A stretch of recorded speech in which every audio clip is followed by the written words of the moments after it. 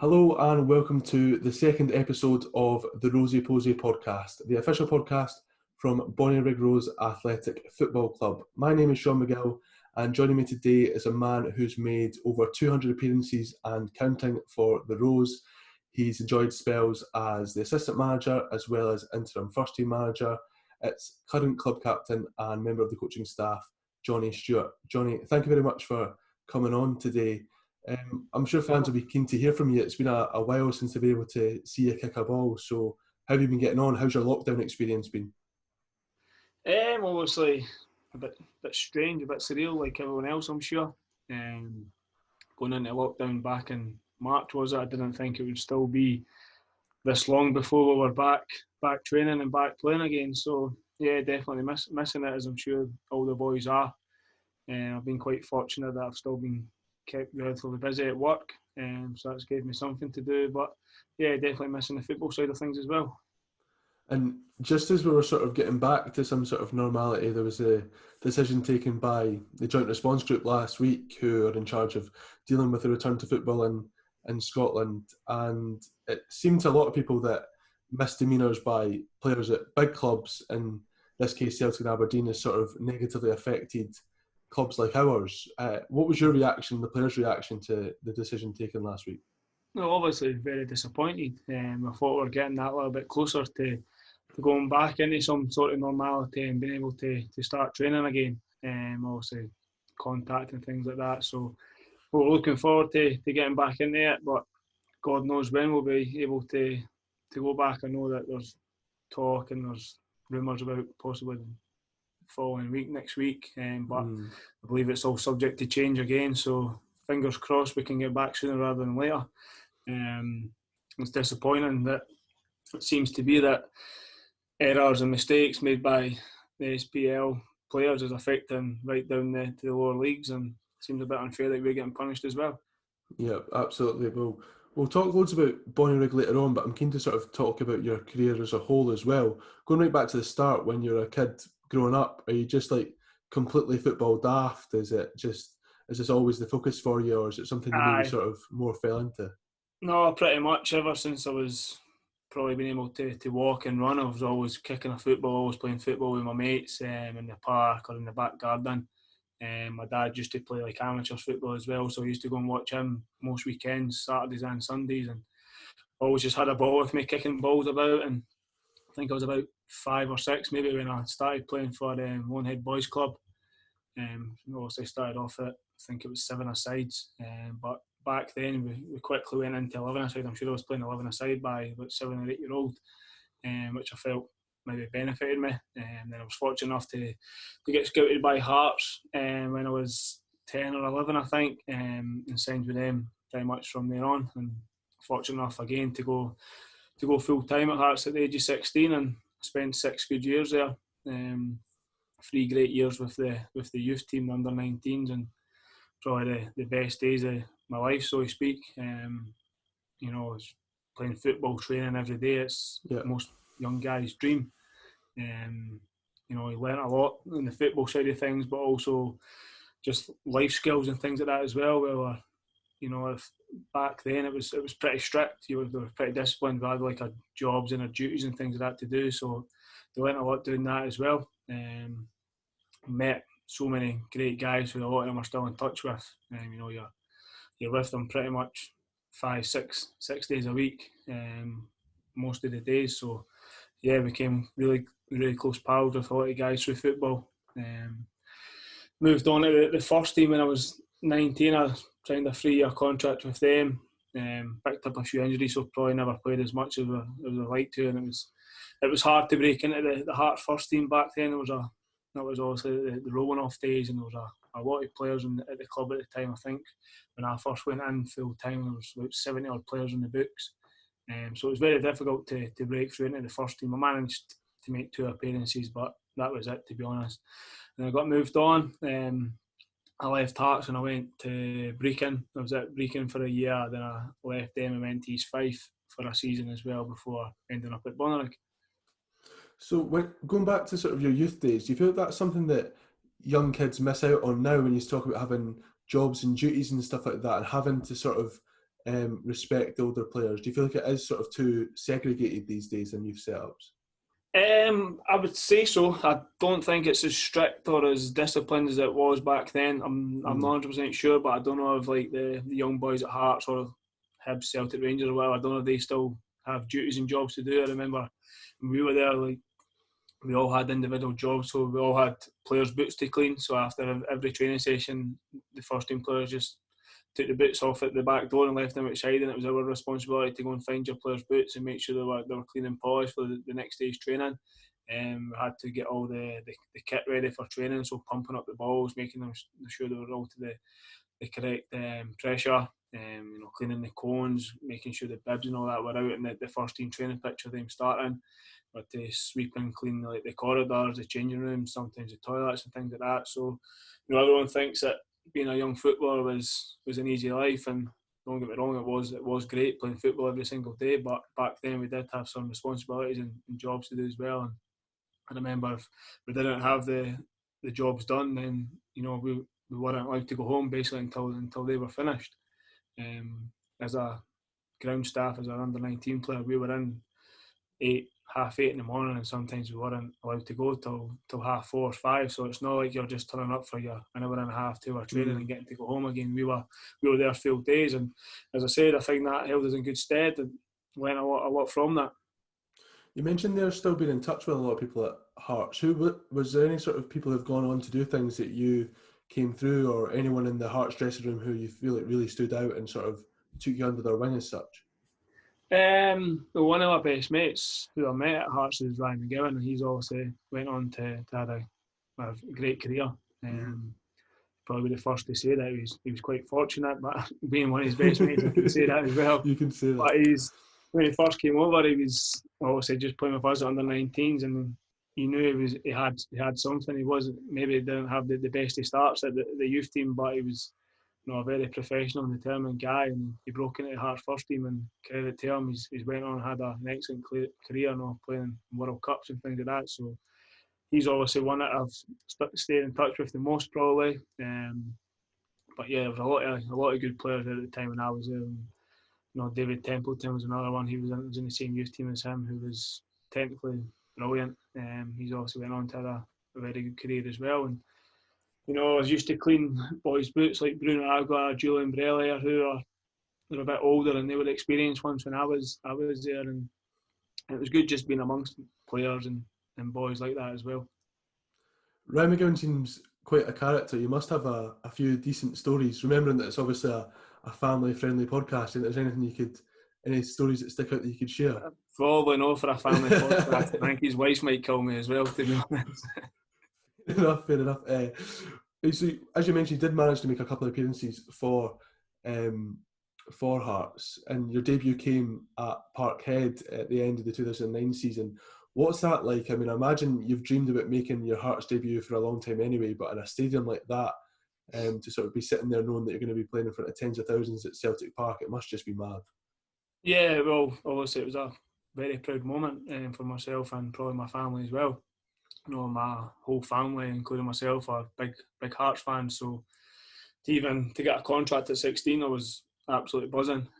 But yeah, to make my first team debut was obviously a big moment for myself. And to be honest, everyone asked me what was it like playing at Parkhead, but I can't really remember much about like the atmosphere or the fans and anything like that. I kind of just blanked that out and just tried to get on with the normal game. But yeah, looking back, it was obviously a big moment for myself, and one I'm proud of, even if it was only for 10-15 minutes or however long it was.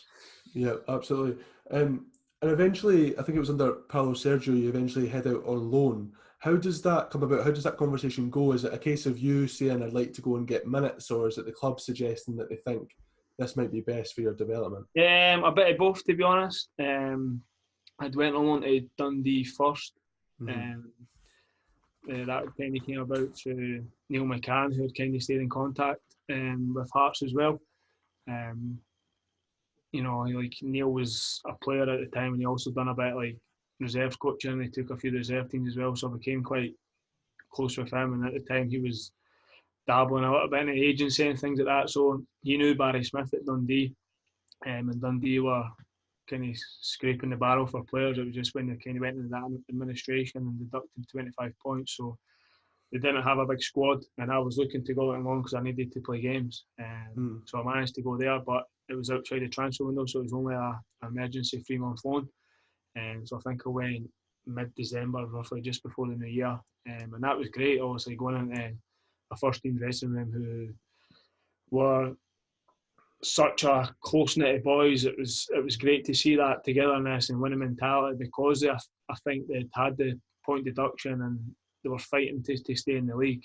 I think everyone just pulled together in one direction, and it was good to be a part of, albeit only for 3 months. It was good to go into that first team dressing room and see what it was all about, winning. I think I was still only 20 at the time, so I kind of just came out in the under-19s, and the under-19s was great, don't get me wrong, but it wasn't really all about winning. It was about developing and playing football the right way and things like that. It wasn't really much trophies, or I didn't really have to grind out like victories and things like that. So going to Dundee really taught me that side there, as it was basically all about winning. It didn't matter if they didn't play well on a Saturday, as long as they got that 3 points.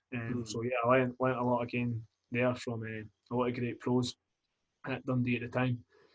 And then my second loan spell, I ended up at Raith Rovers. That was basically the last 3 or 4 months of my contract at Hearts. I went out on loan again. I was actually meant to be going to Closeknit. I was in my last 6 months at Hearts, and basically I'd been told around about Christmas, January time, that I wasn't getting a new contract at the end of the season, but they could offer me to go to Closeknit to go and play in Lithuania, obviously the Romanov connection. So I had a wee think about it, and I spoke to, I think it was John Murray at the time at Hearts, and he says that, look, there's a decent contract there for you to go out to Closeknit, go out for a year and see what you think of it. So basically sorted out like an apartment, and I'd done a bit of shopping in Edinburgh because it was like -15 in Closeknit at the time, so I got some like proper winter stuff. But then basically the last minute the deal fell through. I think something had went wrong with Closeknit. I think Romanov had been up to something dodgy, so basically they got chucked out of the league, so that fell through. So I managed to go on loan to Raith Rovers. Me and Jason Thompson both went at the same time from Hearts to Raith, under John McGlynn, and again we were kind of fighting a relegation battle with them. So I probably didn't play as much as I wanted to play, but again it was good going into that first team environment, and trying to help Raith Rovers stay up at the time. You mentioned it might be Romanov doing something dodgy there. When you were at Hearts, did it feel strange at the time? Did you sort of get the impression that there was always sort of weird things happening, or was it normal to you because it was all you knew? A bit of both, to be honest. That we didn't kind of go on with our day-to-day, training and duties and things like that. But yeah, there was certainly a lot of strange things going on. I'm sure you've probably heard the stories from other podcasts and things like that, where it was, the turnover of the players was incredible. One time, I think he flew over maybe like 20 or 30 Lithuanians and played like a trial match against the Hearts under-19s just to see if anyone could get signed. Obviously, the pyjama man, I don't know if you've heard that story. There was a guy who went about in the physio room at Brechin and used to wear these stripy looking pyjamas and used to touch people with like what he called was like his magic pen, and that was supposedly healing you.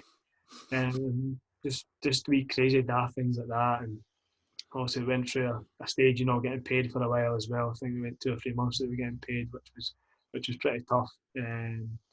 So it was certainly an eye opener, but it was good times as well.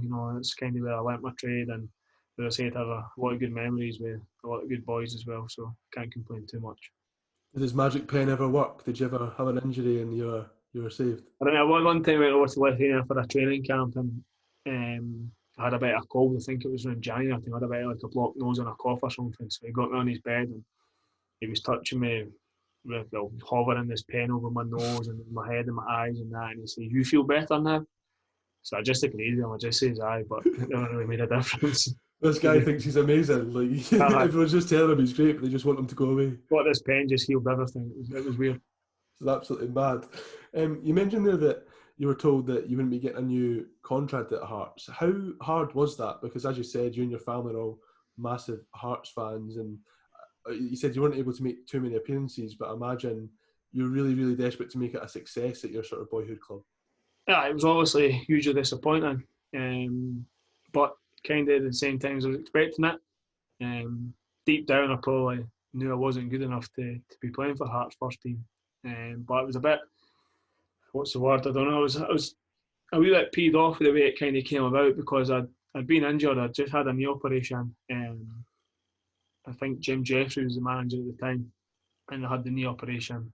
Then during my injury, he left and Paulo Sergio came in. So I came back, I think started training just about early November. So Paulo Sergio had basically never seen me play. And I was doing quite well in training, to be honest. I kind of just got myself back fit again. I was doing okay training with the first team. I'd been involved in a couple of squads, etc. Then I got a letter from them saying that my contract wasn't getting renewed.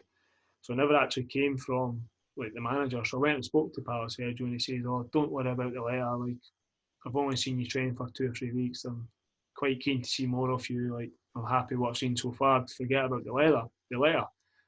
So I'm a little bit confused, saying, you know, like the manager's telling me one thing, but I've had a letter from the club saying I'm getting released, which was pretty, pretty confusing. So I tried to just get on with things and kept training and things like that. The loan move came about, but I was a little bit peed off that the manager had said I wasn't getting released, but the club was saying I was getting released. But again, that had happened to me and a couple of other boys who was in the same position as me, and I think that was just the way the club was operating at the time, which I don't know if was the right thing to do or not. So when it comes to like that, you are being released, is it just sort of complete confusion for you? Do you kick up a fuss, or do you just go, do you know what, I've just got to face the situation? I was never one really to kick up a fuss, to be honest. I mean, as I said, I did go and speak to Paulo Sergio, and when he told me just to forget about the letter, that's what I tried to do. So I did try and stay positive, but as I said, deep down I probably knew I wasn't good enough to be playing for Hearts first team, and it was going to come to an end at some point. And so when you leave Hearts and you eventually join Brechin, how does that adjustment go from full-time football? You've been in with Hearts your whole football life, basically, apart from your loan spells, but Hearts are obviously still your home club. And then to go out and now you've got to find another job and you've got to juggle more commitments. How did you find that adjustment personally? It was hard. It was really difficult. When I left Hearts, obviously, my aim was to try and stay full time. I went and done pre-season again with Dundee, obviously because I had the connection there from the loan spell, but nothing materialised off that. Then Jim Weir phoned me from Brechin saying, "Would you want to come in and play for us?" So I was like, I'll give it a shot. So I went and played a friendly with them, and then they offered me a contract kind of straight after the game. And to be honest, I was quite surprised at some of the part-time wages. Didn't know what to expect, and I thought, well, if I can't get a full-time team, then it was a decent wage at Brechin at the time. They were, I know they're struggling now, but they were quite a well-run club and they were paying decent money. So I thought, why not? I'll go to Brechin, I'll try and get myself a job. But trying to get a job turned out more difficult than what I thought. Obviously, I had no work experience, so I went for like a few interviews and things like that, and then you're getting asked the old famous questions. Can you give me an example of a time you've helped a customer or something like that? And well, no, I can't, because I've never really had any work experience. So I thought I would have found a job easier, to be honest, because I did leave school at 16, 17, but I had decent grades behind me, and I always thought, if football doesn't work out, I'll get a job, no bother. But because I didn't have that experience of customer service or customer experience or whatever you want to call it, then I really struggled to get a job. And I was fortunate enough to get basically a driving job, a courier job for a local PPE company, which was basically, at the time, I thought I was just going to make a wee stopgap. Basically, it was just a part-time job, but I managed to do quite well there and kind of work my way up in that company, which I'm still involved in at the moment. So yeah, it's all turned out not too bad. Brilliant. And we'll get on now to what I'm sure a lot of people will be listening to this podcast for, and that's Bonnyrigg. You joined in the summer of 2014. Was it a tough decision at all? Because like you said, you were full-time football 2 years before. So I think a lot of people would have said to drop to the juniors at the time that Bonnyrigg were in. would have been beneath them. Why did you not see it as that? Why did you think it was the right move for you? I don't know. I'd always been at Brechin and been at East Fife. But actually just got relegated at East Fife. So Gary Naismith at the time, the manager was having basically like a massive clear out. I think he got rid of pretty much the whole squad. So I knew like I never had a good season personally or as a team, so maybe there wasn't going to be many other teams after me. And I'd always knew Bonnyrigg were one of the biggest and best junior clubs going about. We'd played against them for Brechin and the fall, and they took up to Brechin, and the support they had at the replay in Bonnyrigg as well was brilliant. And being from One Head, I'm only 5 minutes down the road, so I knew how big they were. And they first got in contact with me, I'd kind of made my mind up that I was going to probably drop to that level just to get back and join football again. And if I was going to go to that level, it was only going to be to Bonnyrigg, to be honest. There was no one else really kind of came into my head. And you've been here for a massive period of success in the club. What do you make of that progression the club's made? Because there's been league titles and cup wins. What is it? What's the club done right to have so much success in a relatively short period of time? Good question. I'd probably say it's down to the bunch of boys we've got in the dressing room. I don't think much has changed in the last 5 years. Obviously, Robbie came in and he's built a really, really good squad. Players on the park, but obviously we're such a close knit off the park as well. And I think that's been the key to our biggest success on the park anyway. Obviously, Charlie, Brendan, Bob and all the people behind the scenes, they do an incredible job as well, taking the club to where it is at the moment. Obviously, all the improvements they've done round about the ground and like off the park as well. The club's in a really good and exciting position at the moment, so that's a credit to all them and all the volunteers that they've got down there. And to be fair, the fans have backed us in our numbers as well. I think our attendances last season have kind of proved that. And reading the social media and speaking to Brendan that they've outsold the season tickets again already for this season, which is brilliant considering Amazing what we're going through and no one knows when we're going to be back playing. So off the park, that's obviously been a massive factor, a massive contribution. But on the park, I would say, I'm not just saying that because I'm involved at Bonnyrigg now, but it's the best changing room I've ever been involved in. We have many nights out together and we do a lot of things together, and we're really close to. The WhatsApp group chat never stops, and they're just talking nonsense all day, every day. But I think that plays a massive part in the success that we've built, and we all work hard for each other and we'll never give up, and that's definitely been the biggest factor over the last 5 or 6 years. Who's the biggest culprit in the WhatsApp chat of just constantly going, who doesn't shut up? Lewis Turner, never shut up. Well, I was actually talking about this to Neil Martin the other day when we were playing golf, and doesn't matter what time of day it is or when, he's always the first to reply. Somebody puts something in, Lewis is always the first to reply, or say something. So I don't actually know how he does any work during the day, because I think he just sits on his phone all the time. You mentioned how close knit you are. Is that something that has to be worked at all, or do you think that it just is, just like you said, a special changing room and everything's just sort of clicked? Just a special changing room, I think, to be honest. Obviously, we do try and do things together to build that up. Like whenever we get new boys, we try and involve them straight away, whether it would be like a night out or go out for a meal or something, or even just simple things like we've got tennis table set up at the ground. So before training on Tuesday and Thursday, we'll all meet at the ground half an hour before training starts, just to get a bit crack, a couple of games of table tennis, and just wee things like that. Also, you can work on it. You can try and do things to improve it. But I think it's just that the type of boys and the characters that the gaffer and the club have signed. That's been a massive part in taking the club forward. And you're saying there about how well you all get on, but is it important to be able to have that trust so you can shout at each other and go through each other when you need to as well? Is that something that's very sort of prevalent in? Absolutely. We're all good mates and everyone's very close, but we're all moany guys as well. We all love a moan, and if somebody's not doing it at training or on the park, then no one's scared to have a go at somebody and tell him to start pulling his weight, which you obviously need as well. But I think that's a good thing. We are really close off the park, but if someone's not doing it on the park, then we're not scared to give them a kick up the backside. And like you said, there's been loads of good times at Bonnyrigg, but there's been a fair share of hard ones as well, and particularly for yourself with the injury you sustained in 2017. How hard is that to deal with sort of a long-term injury when you love your football and you enjoy sort of being involved with the boys so much, you've got to take that step back? Just how hard is that? It was obviously very disappointing. We were still kind of going for the league at the time, and we were playing basically, I think Monday, Wednesday, Saturday towards the end of the season because we had a massive backlog of games. And I remember doing it. I think it was a Monday night actually, and I've tweaked my ankle here or there before, and I thought I'll be fine. I'll give it a week, and I'll be able to come back and try and help the boys. And I kept trying to come back and jogging and passing. It just wasn't right. It just started to get me really down, to be honest, because I just wanted to play, and I thought, no, this isn't right. There's something wrong here.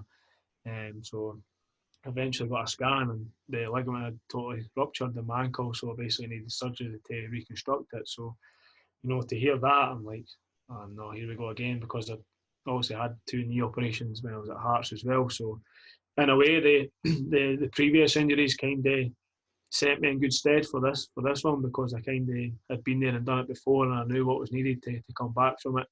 I knew you have to do your rehab and things like that. So yeah, it was challenging. I think I ended up missing probably 9 or 10 months of football in total. The time I got the operation done and the time I came back from that. So yeah, it was hard, but that was kind of when I went into the coaching side, and that's when Davey White had came in and asked me to help him being assistant manager to him as well. So it was good that came about, because it kept me involved. I was still felt part of it at training and at games and things like that. So it definitely helped with that side of it. And speaking of the coaching there, as much as it's you're sort of learning your trade and sort of getting experience in coaching, it must have been also great mentally to still be around the boys and still be very much involved in the football side of things. Just how important is that when you've got a long-term injury, to make sure that while your body's healing, that you're mentally ticking over as well? Yeah, I think that's, as you said there, mentally it's really important that you've got something to take your mind off things and just to keep you involved. Whether it was just going down to training, and watching them for an hour and a half, or going into the changing room before training just to speak to the boys and things like that, just so that I was still keeping myself sane pretty much. I still felt part of it, still getting the stories and the banter from the boys, because that's one of the biggest reasons why we play football is for the social side of it as well. They keep you mentally going, and to have that bit crack and a bit banter with the boys. And if I wasn't going to training or just turning up and watching games, I would have found it a lot tougher than I did. And also, that coaching side ends up being you're asked to lead the team after some changes at the club. How sort of surreal was that for you to be still sort of 28 at the time, I think, and being asked to lead the team out? It must have been a really big honour. Yeah, it was a big honour when Charlie asked me if I would do it. Obviously, Davey White had decided to leave, which came as a massive shock. But I was part of his coaching staff, and when Charlie asked me if I could take the team for the next few weeks until we got something sorted, then obviously I was going to step up and try and do my best. It was a bit strange, to be honest. I kind of went from being captain and player to then being the manager for, I think it was 3 games in total. But to be fair to the boys, they gave me the respect that I could only have wished for. We were quite fortunate to win the 3 games quite comfortably. So yeah, it was a great learning curve for me as well. I had some boys phoning me saying, am I playing this week? Can I move? Because some of the boys weren't playing every week, and they were maybe thinking about moving on or going on loan to get some game time. So that dealing with that side of things was completely different for myself. I didn't really enjoy that because I was still a player and still their mates at the same time. But I did what I had to do, and obviously just filled the gap for Robbie and David Burrow coming back. When, like you said, it's a great dressing room and you all get on very well, but after having to deal with that side of it, does it make jumping back into the dressing room as a player harder at all? Is there any sort of dynamic change, or do you think that it was easy to sort of just slip back in as I didn't think it. Yeah, I didn't think it was too difficult, to be honest. I think I just kind of just slipped back into normality quite quickly. I think I'd played myself in one of the games, so I was still obviously kind of involved as a player as well while taking the team. So yeah, I don't think it was too difficult to change back to that. And like you said, it was a very successful period. 3 wins out of 3, you can't argue with that. And some people were saying maybe you could go for the job. You were very quick to sort of play that down and say that you'd like to keep playing for the moment and focus on that. Why was that? Because I feel like a lot of people in your situation would have sort of been talking themselves up, but you decided that sticking to playing and then just coaching as well would be ideal for you. Obviously, in the long run, management is something I want to go into, but I was only, as you said, I think 28 at the time, so as much as it would have been an honour to be even linked with the job, which I don't know if I was or not, to be honest, but I was never going to put myself forward to take the job on full time. I still felt like I had a lot to offer as just a player. But yeah, to stay involved in the coaching side of things and, just dip my feet into that, will hopefully hold me in good stead for when I do eventually stop playing and I can go into coaching or management later down the line. And when you do go into management, you've been at Hearts for a long time, lots of different clubs in the SPFL, and now you've had your spell at Bonnyrigg. Do you feel like there's any particular managers that you'll sort of take inspiration from most? Probably one of the best coaches I worked with was from basically under 16s to under 19s at Hearts, a guy called Darren Murray. He was one of the best coaches I've probably worked under, to be honest. I think that's because his attention to detail was so good, and he taught us a lot from the young ages. That's probably the best ages to pick up things and to learn good habits. So he never left any stone unturned, and taught us so much about just the game in general, not just about like the positions we were playing, but about every position. And we used to do a lot of shape and a lot of double sessions and things like that. And at the time, you maybe cursing them for it. But obviously, I've learned a lot from that. And Darren's went on to have a successful coaching career as well. Sorry, excuse me. So coaching wise, I'll probably say Darren, but boys are going to see I'm just sucking up the gaffer here. But the WhatsApp chat will be going. The way that Robbie's obviously, he doesn't do much of the coaching, but just the way he is as a gaffer, as a person, you can take a lot from that as well, because I don't think many boys that he's managed over the last 5 or 6 years at Bonnyrigg again will have a bad word to say about him, because he's got the respect to everyone, and the way he just deals with situations and deals with us as individuals is good to work under. And you mentioned earlier on that you've been a captain for a number of years. What type of captain would you say you are? Because I feel like it's something that's not really appreciated much in football anymore. You don't focus on it as much as maybe years gone by, who the captain is at a club. But how important is that role to you? I think my biggest role is organising the Christmas night out. To be honest, that's the most important my biggest achievement, whether it be Newcastle or Dublin. I think that's what the boys most look forward to, because they know that they can just send me the money and I'll sort everything out for them, whether it be flights, trains, hotels, or whatever it might be. That's probably my biggest asset is sort of nights. What's been the best Christmas night out then? What's the number one that you've had at Bonnyrigg? Probably the one that we just went to there actually. We went to Dublin in December last year. We just bet East Kilbride 1-0 away. So it worked out quite well. Obviously, going away after a win always makes it that a little bit better. And we'd had flights from Glasgow Airport, so just went straight to the airport after the game, and Saturday night in Dublin and Sunday all day as well, home to Monday. So that was a good one. We normally go to Newcastle, to be honest, because it's easy to get to. Whether we're playing home or away, we can kind of get to the Waverley train station for a decent timing. It's only an hour and a half in the train. But we thought we'd do something different the last time, and with playing East Kilbride, it worked out perfect to get to Glasgow Airport for the flight to Dublin. So yeah, I'd probably say that was one of the best ones. You've shouted at Lewis Turner as the worst on the WhatsApp chat, but who's for the watching on a night out? Who's the one, the liability that you've really got to keep an eye on? Lewis Turner as well. He's getting slated on this podcast. There's a few riots in the team. Big Care Young. I don't know. He probably could drink for about 2 days straight and doesn't look up or down. He just goes and goes. But I'd probably say they two the biggest. Well, to be fair, Lee Curry's another bomb scare actually. I'll tell you the wee story about Lee Curry is when we played Fraserburgh last year in the Scottish Cup. Obviously, George scored in the 90th minute, or whatever it was. So boys were buzzing. So we got a carry out for the bus home. So we're drinking all the way down on the bus for Fraserburgh, straight into the Calderwood, which is like the local pub in Bonnyrigg.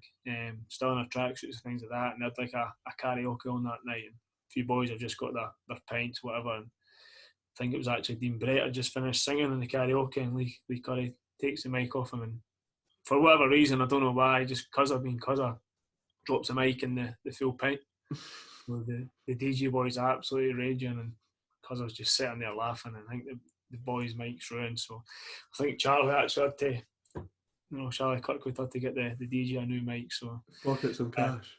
Aye, I don't know what goes through Cuzzer's head, but it's a good bunch of boys, to be fair, and we've always got a few good laughs, and training on a Tuesday after night out is always a good one. Are you one for the karaoke yourself? Nah, I can't sing at all, mate. No, always leave it. Aye. That's disappointing from the captain, but I'm sure you've organised it, so I guess you're. Aye, somebody else can sing it. And we'll talk about last season. Obviously, the season was curtailed, but when you look at it as the club's debut season in the Lowland League, it can't be looked at as anything other than a fantastic success. Second in the league, 6 points off champions Kelty Hearts, but there's a game in hand, so who knows what could have happened. But to win 20 out of 24 games, and like I said, the first season back, is a massive achievement. How do you look back on that campaign? Yeah, it was obviously a decent season, to be honest. A wee bit disappointed the way it ended, because we still felt we maybe had a chance of catching Kelty. But if somebody had said to us at the start of the season that we'd be sitting second in March, then I'm sure the majority of us would have took it. I think we took a lot of teams by surprise. I don't know if teams kind of underestimated us and didn't realise how good we actually were. But that's kind of the way we wanted it. We knew deep down amongst ourselves that we would kind of be up there challenging in the top four anyway. But we kind of just went about business quietly. We didn't shout or sing about it. We just kind of did what we do, to be honest, and grind out wins. So I don't know if a lot of teams didn't expect that from us. So yeah, it was obviously good to get another decent run in the Scottish Cup as well. So yeah, looking back, it's obviously been a good first season in the Lowland League, and hopefully we can kick on again next year as well.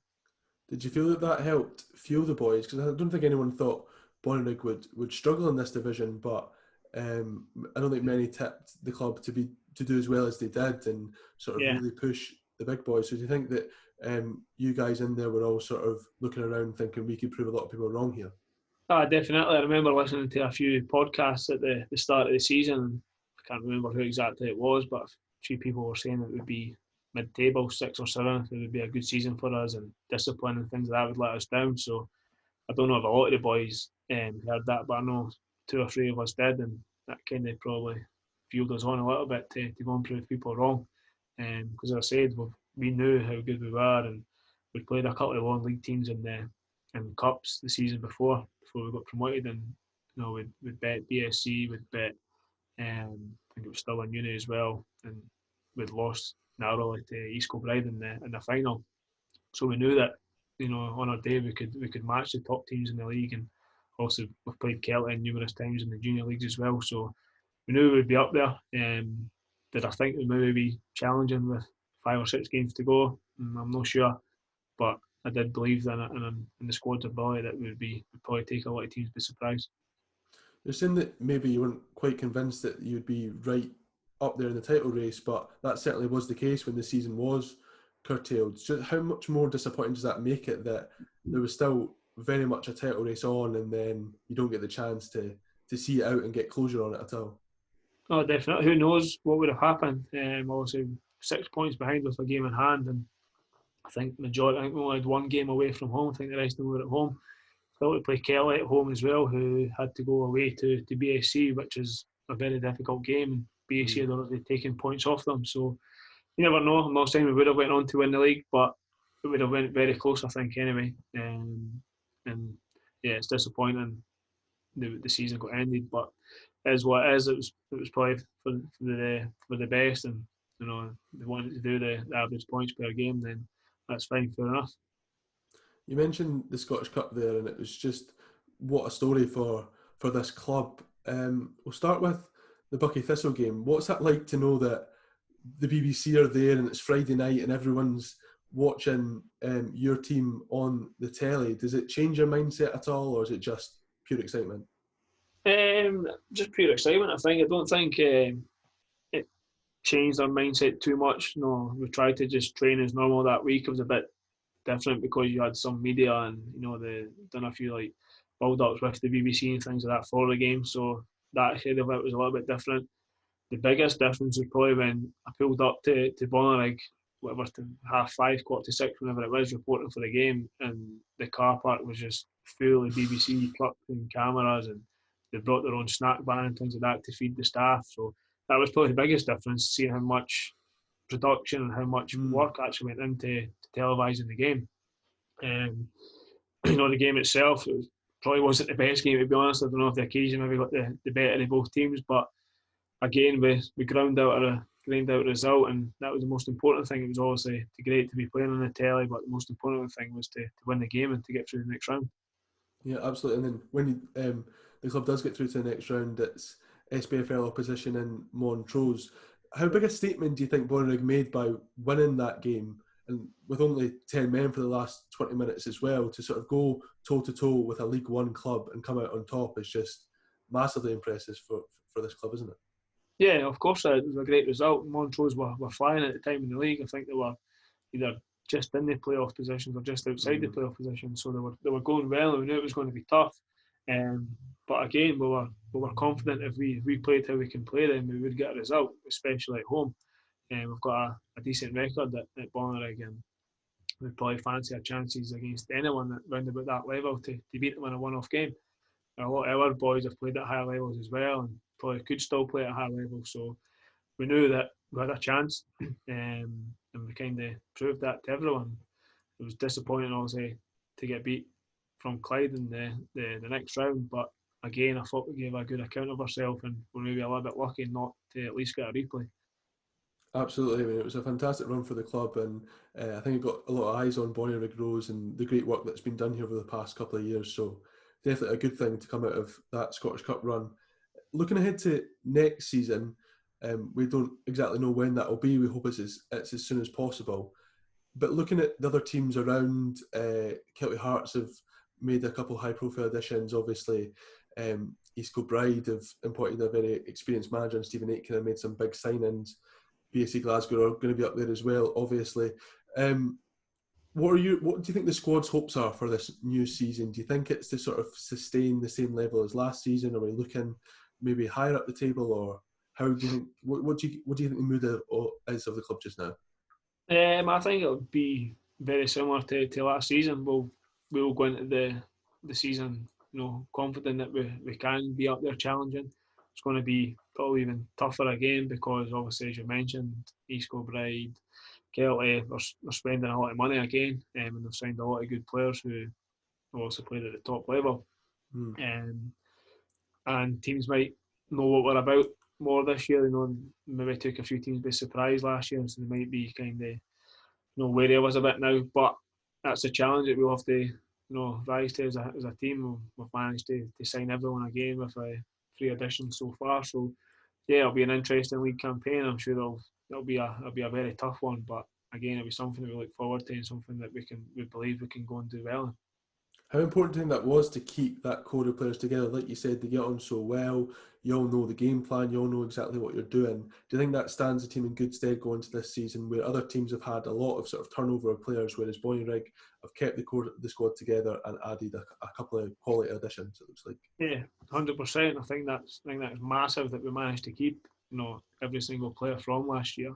As I mentioned before, that seems to be the key to the success. Is no many players leaving. There's no massive turnover in players. We've kept the majority of the boys together the last 5 or 6 years. So that can only be a good thing for us. As you said, everyone knows everyone. We know how we play. We know what to do for each other and things like that. So yeah, I think that was really important that the club managed to get everyone tied down again.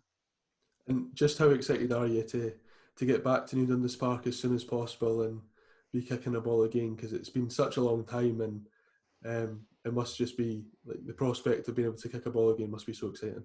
I know, even just to get back to some sort of normal training as well. Even just all the boys just miss wee possession games or wee small city games and things like that training. But yeah, to get back to the competitive stuff on a Saturday, it can't come quick enough, to be honest, just to get a feel of the ball again and to hopefully get that winning feeling and just to get back to some sort of normality again.